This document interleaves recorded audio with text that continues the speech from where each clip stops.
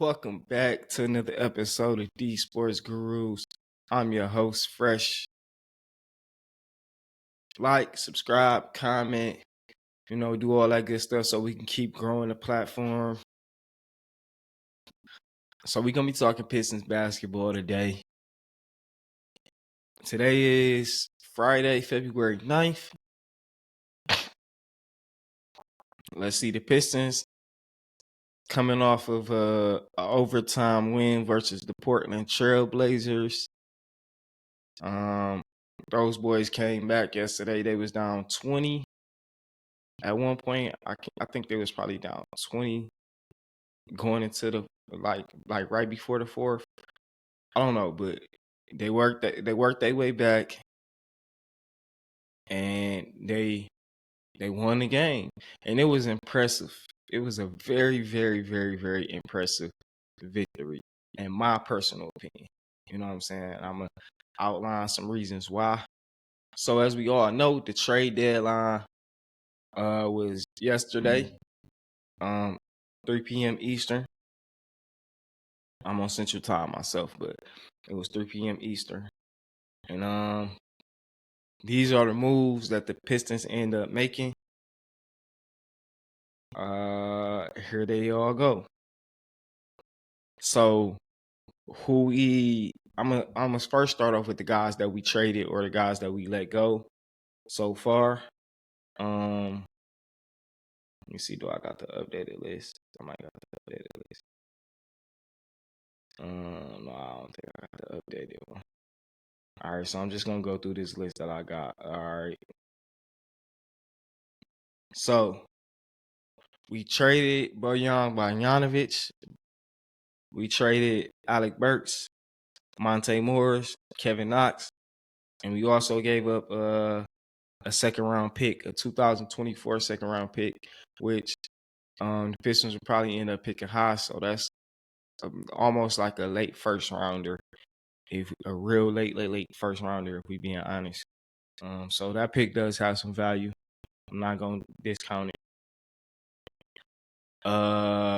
So what the Pistons received was they got Simone Fontecchio. That's how you say it.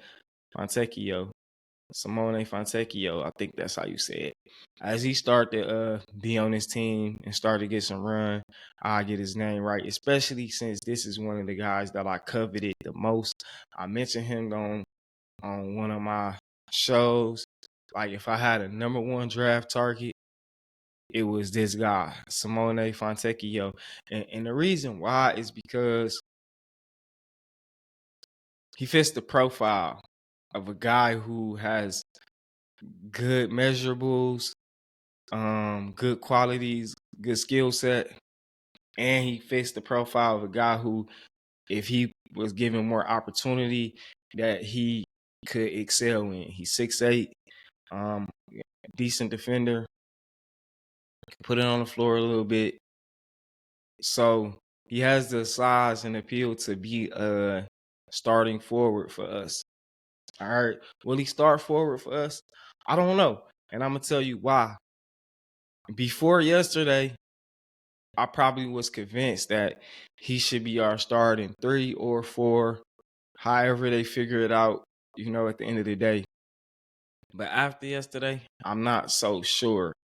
And the reason why is because I feel like it's in the Pistons' best interest maybe to build on what we saw yesterday. All right. Now, let me continue going through the guys that they got. Simone Fontecchio, who was a restricted free agent. So if they wanted to target this guy in the offseason, they were going to have to outbid somebody else. That's probably something they didn't want to do, or they wanted to have the leg up on bidding, which I think is smart. So I can understand Troy pulling the trigger on that deal. Quentin Grimes was another guy we got. We got Quentin Grimes from the Knicks deal, which included Malachi Flynn and Jericho Sims, I believe, but Jericho was waived. I'm not sure if Malachi has been waived yet. I'm not updated on where we are with the current roster and who has been waived. Not fully. I could do some research while we on the cast and figure some stuff out. Like, we're not going nowhere. We got time. That's why I came to kick it with y'all. Um, and I don't really I got a loose like planned show for today. Like, I don't have everything really coordinated on what I want to talk about.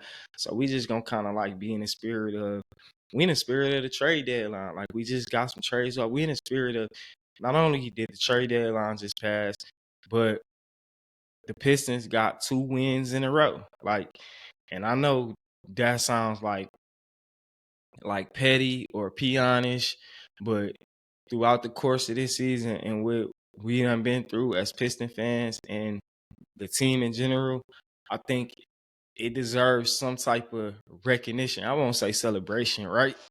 But it deserves some recognition. They won 2 games straight, 2 road games, West Coast trips.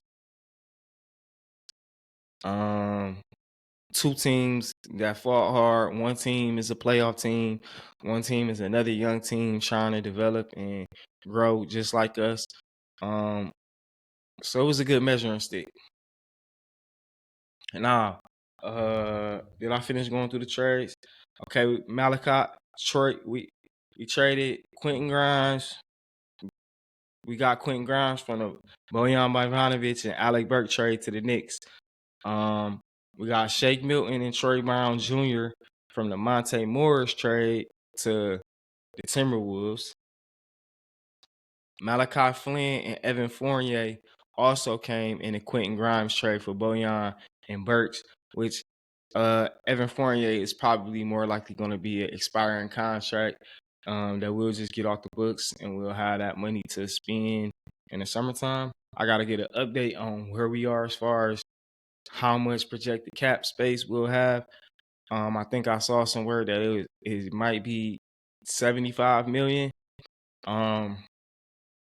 I put it at 65 just to be on the safe side. So they're probably looking at about having about at least 60 to 65, anywhere from 60 to 65 to 70, 75 million dollars worth of cap space this summer. And that's probably what's going to be the focal point and bulk of this conversation is it's almost like, what's the plan? I'm seeing a lot of fans unsure of the move. Some of them negative responses to the moves that's made. Those fans, I feel like they don't have a pulse on the business side of basketball all the way, and that might be why they have some of the knee-jerk reactions that they have. Some of them might be emotionally attached to the players that we let go, and they may be valuing those players just a little bit, right? Pistons have had a horrible season, so that leads criticism to be being thrown around everywhere, left and right. Is this person's fault? Is that person's fault? A lot of people want to blame the GM. Me, I'm one of the proponents to where I'm really critical of coaching, right? Like, that's the proponent that I see on a daily out there that I can actually judge. I don't get to see the GMs GMing, so I can't talk about that. I can't judge the GM off of that. You know what I'm saying? If I'm judging them off the moves, then I got to take into account what are you capable of based off of what assets do you have, where you came from, what type of market are you in. I got to judge it from the totality to have a full picture, objective viewpoint of what the GM is doing for me to judge the GM. So I try not to even go off into the like, yo, fire the GM, because even if I am in the mindset of the fan as to fire the GM, they still gotta hire another GM, and that GM still gonna have to come do the job. So I'll just kind of focus on the job that need to get done, regardless who's the GM. I know, it's funny and humorous to call everybody an armchair GM, but that's what I actually do. I put myself in a mindset of what I would do if I was the GM. I know a lot of people don't believe in themselves and feel like they're capable or have the abilities to do certain things. I'm sorry, I'm not one of those people. Um, Blame my mother. She instilled some confidence in me when I was a kid that allowed me to believe that I have the abilities to work hard, or I'm just capable, right? Some people within the Piston verse, when we having debates or conversations, they get caught up in seeing the D Sports Guru tag, and they think that it's a sign of me feeling like I'm above someone else, and it ain't got nothing to do with nobody else. It's just knowing that, I'm passionate and knowledgeable about sports, and because of that, when I put my opinion out there, it has some merit to it, and that's me. Personally, you don't gotta agree with my opinion. It doesn't move. It won't. It won't bother me. It won't make me feel a certain type of way. We can debate the topic or the reasons why and stuff like that. Like, I love a good exchange, but you don't gotta see me as the source, or you don't gotta see me as having some type of IQ on a situation. You could feel like my opinion is bogus, biased, whatever you wanna judge my opinion as. I'm perfectly fine with that, right? But I do wanna reiterate that I enjoy and have a passion for sports. The tag or the title of this show is called The Sports Gurus with an S on it. The reason why I put that is because I don't feel like I'm the only guru. I'm not. You know what I mean? Like, I always extend my hands for anyone that's interested, that's passionate, that share a passion about sports. Whatever your sport is, like, I can talk whatever sports, anyone that shares a passion like I do and enjoys just having conversations around these type of subjects. I open my platform up for you to come on. When I invite my guests on to my show, I tell them it's your show, because I want them to feel comfortable and I want them to be embracive of who they are as a guru when they come on my show. We gonna go through your schedule of things you want to talk about when you come on my show. You know what I mean? And I know I'm saying the word my, but it's the show. You know what I mean? It's the show. I put D as a pun on how we say D and D.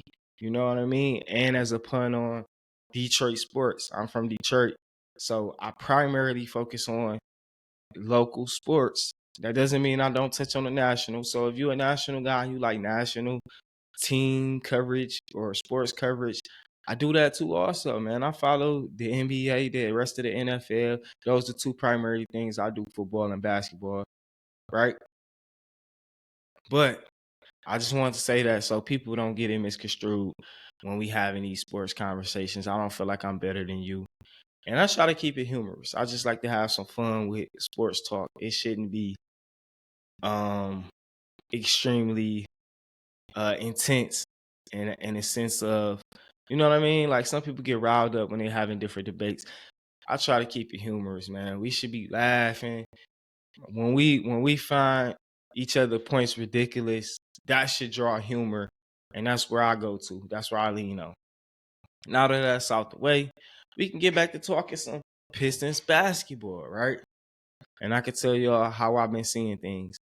Now, about last night's game, you see my man's back there on the bobblehead on the end there on the top. We got Pistons at the top, Timberwolves at the bottom. I just moved to Minnesota. My girl works for the Timberwolves, so I'm a new Timberwolves fan as well. Both our teams got to win. Both of my teams and her teams, because she's still a Piston fan as well. Like, I met her while she was working for the Pistons. And she even, like, she's almost part of the reason how I got to be back such a passionate Piston fan, because by her working there, I got to go to almost every game. Cade's rookie year, I damn near went to almost every Piston game there was. I probably missed like 3 or 4 home games that season, and we stayed right outside at LCA. We could walk over to the arena, so drive right over, whatever, walk, drive, it didn't matter. We was there. You know what I mean? So That's how I got back engulfed into being a Piston fan. I had I had been off of them, and in that time, I've seen this team grow, and they finally get into a place. And when I say grow, I don't mean like in a success term, like, oh, they've been getting wins and blah, blah, blah. I just mean like build up as far as getting pieces and putting themselves in a position to where, all right, the future can start looking bright.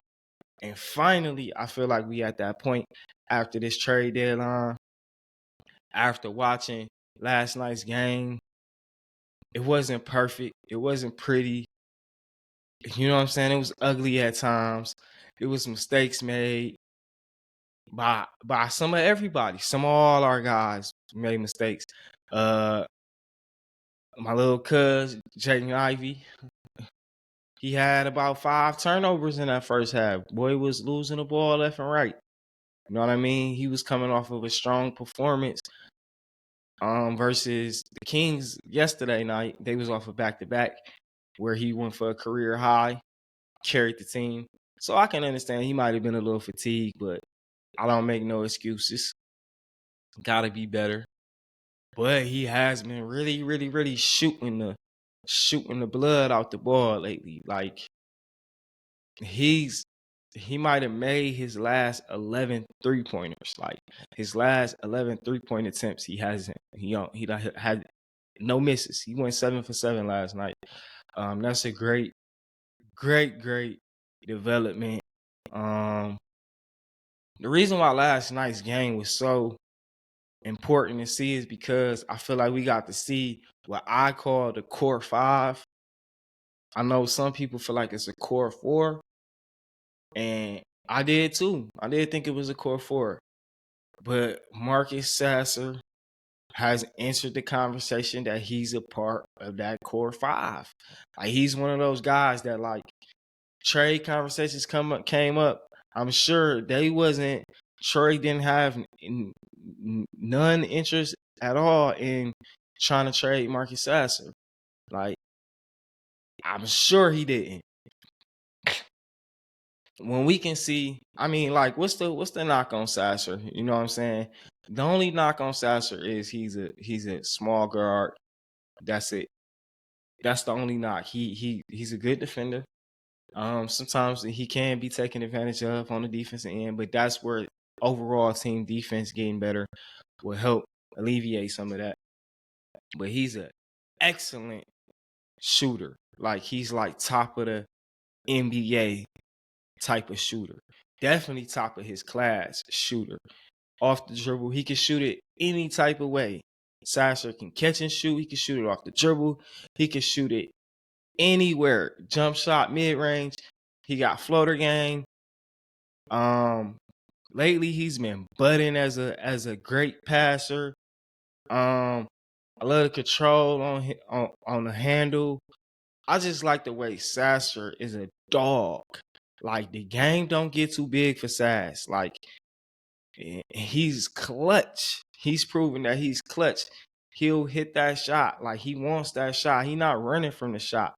Where one of the guys who we just let go recently, Killian Hayes, who for a long time I was trying to be supportive and see him grow, but he always ran from the shot. He never wanted the shot. He was scared of the moment. No dog. Sasser, nothing like that. That guy is ready for the shot, ready for the moment. It doesn't care who it is. Sometimes he be going in and I be like, oh man, Sass, why you going? But Sass be making plays. He be getting layups.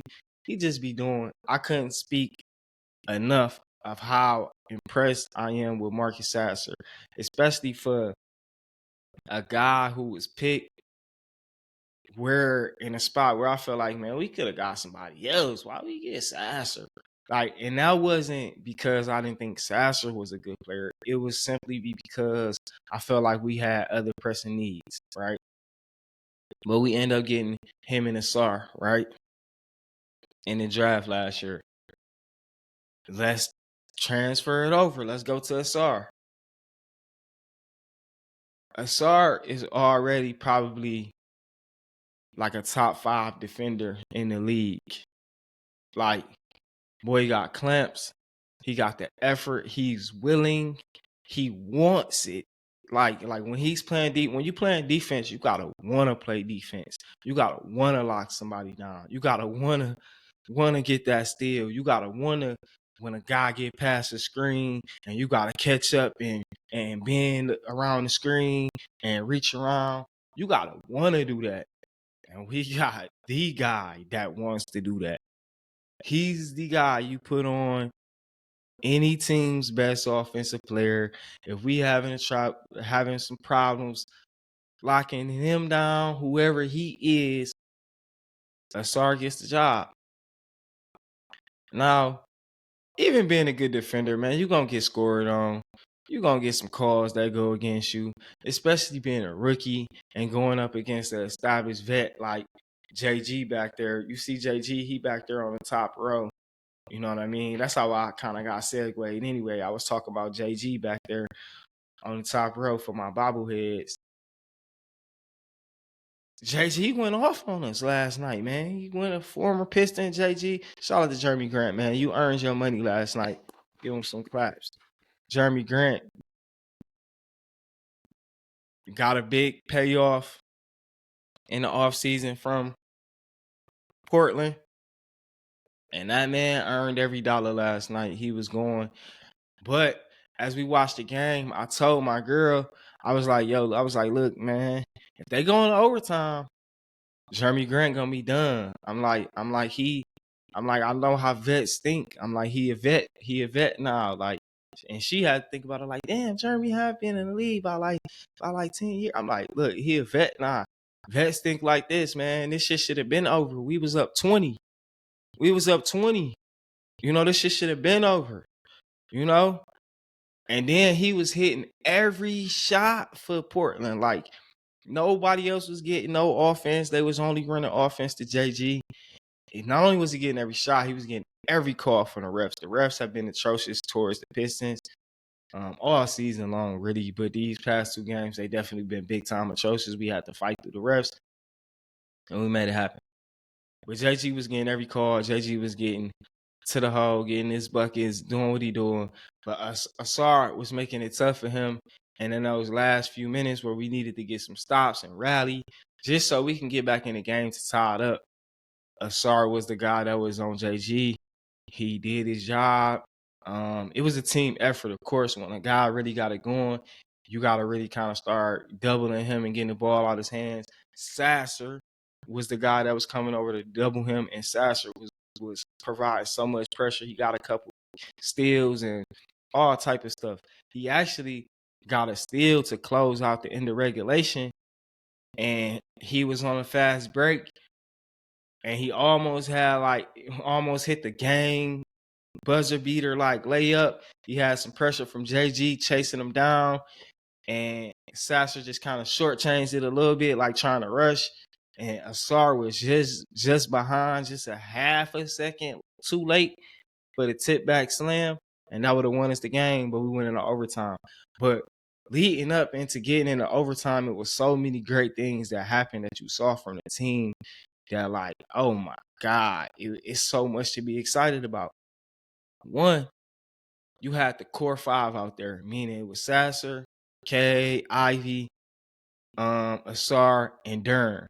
That was the 5 that kind of pretty much bring us back in the game at the end of the game, and that was the 5 that won the game in overtime for us. All right. But what you saw from this 5 was amazing, especially offensively. So defensively, you had Sasser leading the point of attack,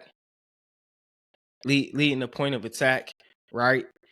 You had Asar being the main guy, being the main defensive guy to try to shut down JG. He got the job. And then you had Dern being a real defensive anchor. And I know a lot of the fan base, even myself, has been real critical of Dern defense and whatnot. He does get a lot of bad calls called on him and stuff like that. But Dern was a beast to close out the game defensively, defending the rim. and how many shots he altered and blocked, and just when we needed to get those key stops, the big man stepped it up, man. And not only was he big on the defensive protection and interior and rebounding, but offensive rebounding, he was big also. He was big offensively just in general. During in his growing game, his willingness to handle the ball more, be confident in making his own plays, own decisions, calling his own numbers has been really, really impressive to watch. All right. I know some fans are like, man, I wish he stopped dribbling up the court. Look, I was saying that too 2, 3, 4 weeks ago. I was saying that too. Like, bro, pass the ball, bro. Now I'm loving him bringing it up the court because it has its advantages. That's what we got to start realizing. Like, well, with these young guys, they have skills that's giving us advantages that if we just use and lean into more, it'll benefit us. Darn, he get the rebound. It's heavy pressure on our guards on the outlet. He push it up himself. Not only can he push it up himself, he can get the offense going himself. You got to think about what happens when the point guard or the guy who brings the ball down, he brings it down. Sometimes he might pass it to the big man. The big man gonna set a screen and whatnot. So it's like he getting us into the action quicker. Instead of the first pass, he's already the man who the first pass would have went to. So he already coming and setting the screen, handing it off to the next guy. We getting into the action even quicker. Not only that, sometimes he catching his man unset or the defense unset. And the big man been attacking, pivot game. Call him Pivot D, pivot JD, because boy been working that pivot. Whoever been teaching this man his footwork skills, boy been working the pivot. He been going in head faking, spinning all the way around, layup, right hands, left hands. Yo, I'm loving JD. Once he add that face up jumper, where he coming out and he could just hit that face up jumper, man, he gon' even be, he might be an all-star by the time he add that face up jumper, because it's gonna be so hard to deal with him. All right. That was JD. Asar, we went through Asar, we went through Sasser, we went through Lil Cuz a little bit. I go back through him and then we'll go to Cade to close out, right? Lil Cuz, he could have had 40 last night easily. Like, he's starting to become one of the really, like, I say this, and sometimes people think I'm saying, like, he the best player. I'm not really necessarily saying he the best player, but he's so dynamic as an offensive weapon. He puts so much pressure on the defense. So much stuff happen and react off of that. Just with his speed alone, he can get downhill and collapse the defense, and so much can happen just off of that. Yes, do you have the occasional turnover? Do you have the occasional misread from him and stuff like that? Yes, you do. You know what I mean? And these are growing pains. But at the same time, what you getting as a result is far more positive than what you getting as a negative. And Monty Williams finally now start to extend his minutes and trust that, all right, he gonna make more positive plays than he gonna make negatives. I just gotta rock with it. The same way how we rock with our other players when they do make negative plays, you gotta give J.I. that same space. And since J.I. started to get that space, he done really flourished. A lot of fans question the fit between him and Cade. I've never questioned it because I've always seen that Jaden can play the right way no matter who he's playing with. And I feel like Cade can too. It's just them both trusting everyone. More so Cade than Jaden, because I was critical of Cade lately because I was seeing that Cade wasn't trusting of his teammates. Even early on in that game, I saw him make a play or two where I felt like, hey, bro, dog wide open. As the game started to go on, I love the Cade that I saw. Hold on, we're going to get on Cade in a second because I got to touch on Jaden and how he's finding ways to be in, like this is why he's becoming such a fan favorite as a player, is because he's going to find a way to be impactful, whether that's through hustling, that's through like yesterday, stretching the defense out by killing them from the perimeter. hitting threes, even putting pressure on the defense by dribbling and attacking the rim. He wasn't hitting his layups yesterday. He went like 1 for 10 on layups or something crazy like that, right? He was getting fouled on a lot. I will say that. He's not getting the respect of the whistle that I feel like he should. But when he was doing that, what that was doing was he was putting so much pressure on the rim that even when he missed, and I said this before to people in the fan base, like even when he missed, it's a good thing because he put so much reactionary pressure on the defense that he allows for Jalen Duren to come right in and clean up all his misses. I feel like they already got a connection where they already know, like, hey, if I drive hard, yo, it might rim off, and you just be ready to come down and slam it home or tip back, rebound. And they run that in sync. Even when they run a pick and rolls, you really see it. Like Jaden will put the pressure on the defense, and a lot of times, even when he gets to the rim, if he missed the layup, he put so much pressure on the defense that he done brung 2 defenders that JD is just right there for the cleanup dunk. JD probably had like 3 or 4 or 5 of those, maybe like 2 to 3 of those yesterday, right? But he done had like 4 or 5 of those in the last 2 games, and I feel like they generally, him and Jaden, have like 2 or 3 of those a game. Like that's just natural stuff for them. Like one going to the hole, collapsing the defense, he might miss a little bit, and Jaden just clean up. It's almost like a assist to a degree. Like it's a non-tracked assist is what I would call that type of play. All right, let's move on. We got to move on to Big K. Yeah, he deserved to be called Big K after his game yesterday.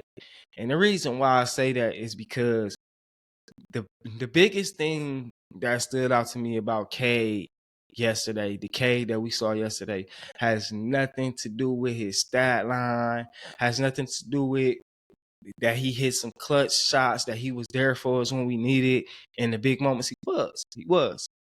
Overtime, he was. Not only we heard about his leadership at halftime, like we heard about it. He came in at halftime, cut into the guys. We was down 20 or whatever. Hey man, we stepped this shit up. I don't know what he said verbatim, but he was a leader. He went around. He was led the troops. Gotta give that some credit. But that's not even the reason why I'm calling him Big K. Calling him Big K because he trusted his teammates yesterday. He finally accepted trusting his teammates.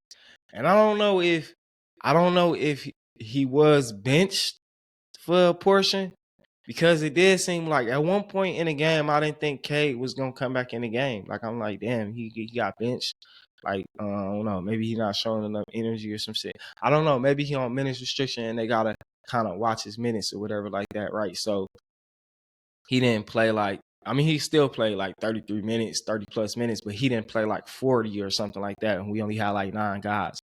Jaden Ivey ended up playing like 43 minutes, something insane, something like that, right?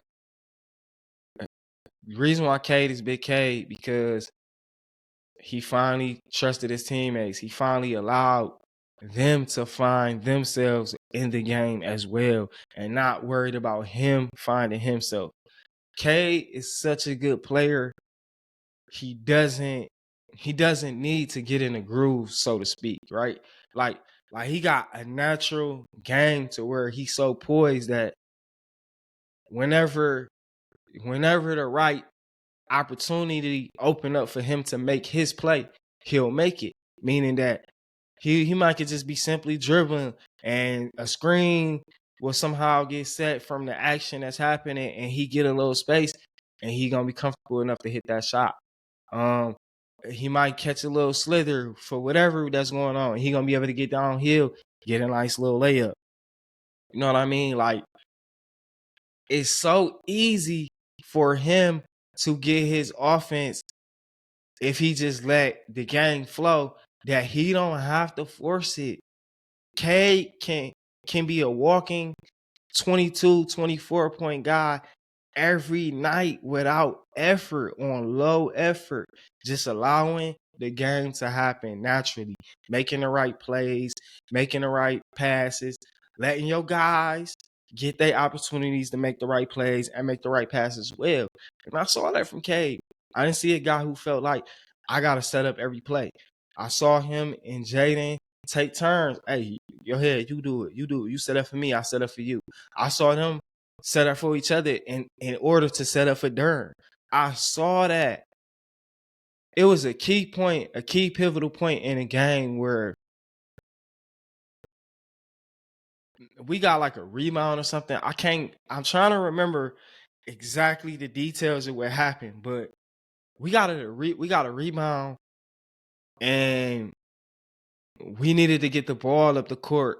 And I think Cade got the ball, and in my head, I was thinking like, okay, just naturally off of what I feel, okay, all right, get it, go get a bucket. We needed a bucket at that point. Like, all right, get it, go get a bucket. Cade got it. He quickly outletted it to, I think it was J.I. He quickly outletted it to J.I. J.I. took 2 dribbles, half court. He quickly saw Sasser at the wing going down court in transition.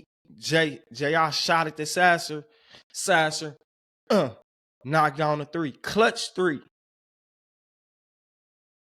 I got so happy at that point as a fan of the team. Like, that was probably the biggest, regardless of what had happened that game, I was satisfied and happy. I was proud. I was talking to my, man, I'm proud of these boys, man. Look at the way they playing. Win, lose, or draw, it don't matter. I'm proud of them. Just because I saw the trust develop between those guys. It wasn't just that play. It was another play. I can't remember. I think J.I. got it to Sasser. Sasser drove in, got it to Asar. Head fake. Dunk. This was the one that tied him up to tie up the game. They had so many beautiful plays as teammates, so many trusting plays. Like, the reason why I use the word trust is because when the moments of the game is in, you feel me? Like, every play counts at this point, especially when you're trailing. They were trailing. They wasn't the team that was up who could afford to make a mistake. That meant every single play at a certain point, they had to make it damn near. The trust that they had in each other to be the ones to make the play was beautiful. And this was all from our young core 5. All right. And now we got that out the way, right? We went through the trades. We seeing what we building up to for the rest of the season. We still got some questions because now it's like, damn, after seeing what I see last night, do I want to see this 5 be our starting 5? And I feel like I do. Because I feel like if we just make this our starting 5, it'll be easier to put the rest of the guys in the roles that they gonna play and not feel like if it's not working, then the politics of the situation, this guy need more minutes, this guy do. It would be simple. B. Stu could be the backup 5. He already got paid. He not trying to get a contract. He already got his money. He solidified. He ain't got to worry about trying to, I'm trying to do. He solidified. All our other guys are under contract. K not do up for extension until next year, the end of next year. You know what I mean? We got options, man. And the guys that we picked up, I feel like are great pieces that are going to fit around the pieces that we have. Let's go through that 5, right? Let's say we struggling.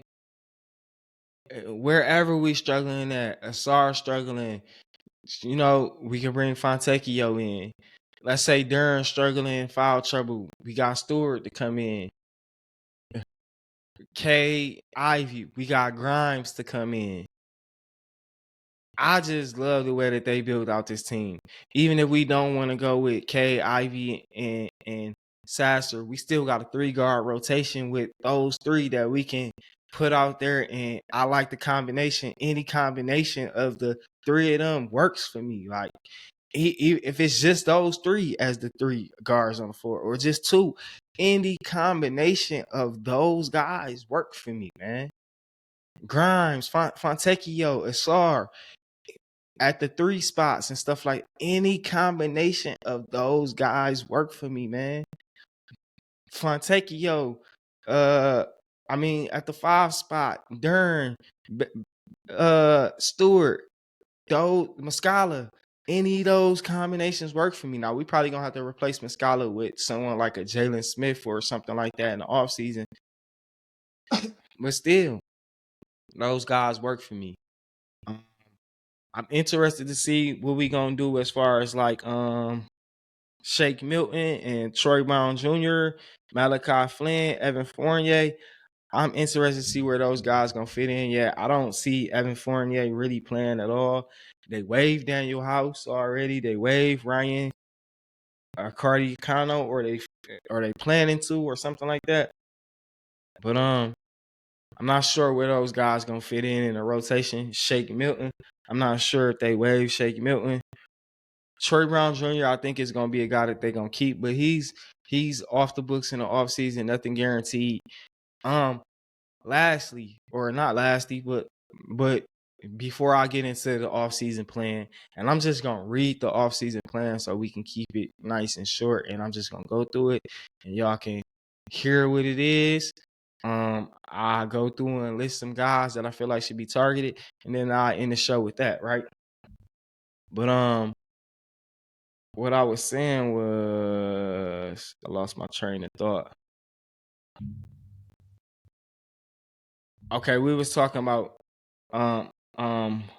whether they was gonna waive Shake or Troy Brown Jr., whatever the case may be, right? Jeez, I lost my train of thought. So since I lost my train of thought, I'll just fast forward and push it to the off season. I'm still trying to remember on some low key stuff, but I just go through the off season plan on what they should be doing, and I'll read it word from word as far as who they should be targeting and whatnot. All right, so here go the off-season plan, because I feel like a lot of fans are not familiar or not versed with what the plan is gonna be. You know what I mean? And as usual, I gotta be the one to come, inform folk. So let me tell y'all what it is. I'm gonna read it verbatim. All right, here's the off-season plan, right, man? Here's the plan. Read it verbatim. Listen up, all right? The plan is to get certain guys out the way so our young guys can actually play meaningful minutes and grow their games through their mistakes. They got to be able to play through their mistakes, man, without repercussions. So that's the plan right now. You seeing that last night. We saw those guys. They made mistakes. J.I. had 6 turnovers. You know what I'm saying? Had 5 in the first half. And coach still let them come back the second half and play through those mistakes. And they found success, right, on the opposite end. We tried the whole we need vets thing, man. We done had guys, Kelly O, Monte Morris, Nerlens Noel, Corey Joseph, Magruder, Kelly Olynyk, Bojan Bogdanovic, Ali Burks. We done had vets. And these guys, Joe Harris, all these guys done proven to be is injury prone and not conducive to impact and winning on a consistent level that's worth the sacrifice that we sacrificing for the development of our young guys. It's not worth it, man. We done tried all that, man. Now it's time that we find the correct vets that actually want to come here, that's looking for the opportunity to prove themselves, who don't mind being in the road that they're going to be in to support our young stars. Like, we keep trying to chase a star. We got stars. We got good players. We got good, young, impactful players that we will have for a few years to come. Let's focus on those guys, prioritize those guys in their development. And I think that's the plan. And that's why you saw so many trades. I was so thrilled to see Bojan Bogdanovic leave. He's a ball stopper, ball hog, no defense. Quentin Grimes is an upgrade from him. Fontecchio and Quentin Grimes are extreme upgrade from Bogdanovic and Alec Burks. All right. Now we at this place, we got all this cap space and all that, right? We gonna use this cap space to target even more premium support players. All right. That's what I'm calling these guys. Premium support players. That's what we're looking for. We're not looking for all-stars. We're not looking for stars. We're not looking for just a vet, just to say we got a vet. We looking for premium support players. All right. An example of a premium support player, Simone Fontecchio. That's one of the guys that I feel like is a premium support player, right? But a guy who really is standing out right now as a premium support player is a Grayson Allen. That's a guy who's not going to take a lot of shots, don't need a lot of shots, going to do his job, going to knock down shots when it's time to knock down shots, and that's going to be that. I'm not saying we can get a Grayson Allen, but we can get guys like Grayson Allen. Simone Fontecchio would have been a guy that was like a Grayson Allen. Luckily, we got him in advance, so we ain't got to go out there and compete on the market, which I love about Troy, by the way. All right. Again, the rest of the season is about the young core growing together. That's what it's about, man. The last 12 games, we 5-7. It proved that we obviously done hit some type of groove, done turned some type of corner. You know what I mean? We not going to no playoffs or no play-in or nothing like that, but we can build a lot of good chemistry and a lot of good habits that we could translate over into the next season. Going into the summer, they got all types of flexibility. Only guys that's going to be on the roster is that core 5 plus Stu plus Fontecchio plus Grimes. Everybody else is optional or on some type of non-guaranteed salary. So that means we're going to have a lot of roster spots to fill. And just with that, I remember what slipped my mind just that fast, all right? And before I go into some of these targets and some of these free agency targets, I want to talk about a guy that we can prioritize more that's in-house already. Stanley Umudi or Umide. I gotta figure out how it's really pronounced, because some people say Umudi, some people say Umide. I like Umide myself, but I want to correctly say your name, so I'm gonna try to figure out what it is. But Stanley, bruh, Stanley Umude numbers on the season is out this world. And it's like, how can a guy come up and perform this well for a team that's performing this poorly on the season, and this guy hasn't got as much opportunity as he should have? All right, so he's played 16 games this season, right? In the 16 games he played, he averaged 11 minutes a game. On those 11 minutes, he shoots 48% from the field. He shoots 54% from three on those 11 minutes. What you think he did again yesterday? He did that same shit. He's gonna be effective. He's been effective. How was this guy who got some time at the beginning of the season? How did he get sent down to the G League? But we played Livers extendedly for a bunch of minutes that he didn't deserve. I feel like this season was a microcosm of us just finally getting rid of the riffraff. Like, we gave them all the opportunity. The thing about it is, we got to stop being an organization that give guys these opportunities that they don't deserve, like Livers, Hayes. Like, those guys didn't deserve to be given those extended chances and opportunities. I guess because we don't want to lose out on time invested or something like that, those guys got it. And money liked those guys because they were in the box, so to speak. That's what I call it. No heart, in the box, won't do anything outside of the script. I don't really like those guys. I like a guy that can make a play outside of the script.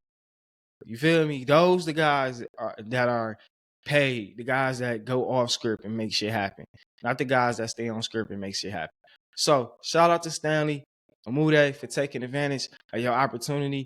I wish the coaching staff would find more opportunities for you, and we wouldn't have to wait until the off season or anything like that. I just wish they would find the opportunities for you right now on a team that's has the worst record in basketball, even though I don't feel like we will finish with the worst record this year. That's my bold prediction, that the Pistons will not have the worst record in basketball this season by season end. All right, now last thing that I'm gonna get into before I close out is we just gonna get into some off-season guys that's on the list. All right. Now that we got Simone Fontecchio, I could take him off the list. He ain't even got to be on the list no more.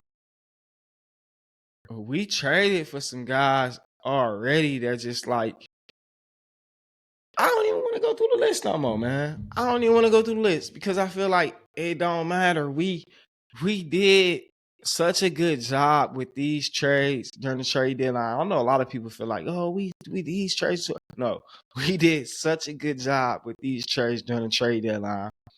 I'm more just excited to see about who they draft and where that takes us into how we looking at our free agency targets, right? Because that's what's going to determine who we target as free agent. Because what I don't want to see them do is draft a guy and then go sign a guy that's going to be competing against the guy we drafted for minutes. Like, no, then we're going to create the same situation that we just got out of. So that's what I'm hoping for. That's my show for today. Questions, comments, tips below. Don't forget to like, subscribe, comment, whatever platform you listening to this on or watching this on. Give us some feedback. Again, like I always say, man, if you want to be a guest, you want to come on, or if you're just a business owner or something like that, man, and you want me to profile or promote some type of product, service, hit me up. Let's contact, man. Let's do some stuff. Like I'm into that, man. I really want to take this platform to a new level. Like I really been like, all right, I'm about to get serious. I'm about to really up my sports content, and because I feel like I'm really good at this. So because of that, I'm about to really try to take this up a level. So be in store for where we gonna take these sports gurus, specifically, and just the Fresh Show platform and all that. So be on the lookout. Questions, comments, tips below. Let me know what you think. It's your favorite trainer, Coach Fresh. I mean, not favorite trainer. I'm tripping. I done got into my personal life. It's your man's D Sports Gurus, your host, Fresh. I'm out, man. Talk to y'all next time. All right.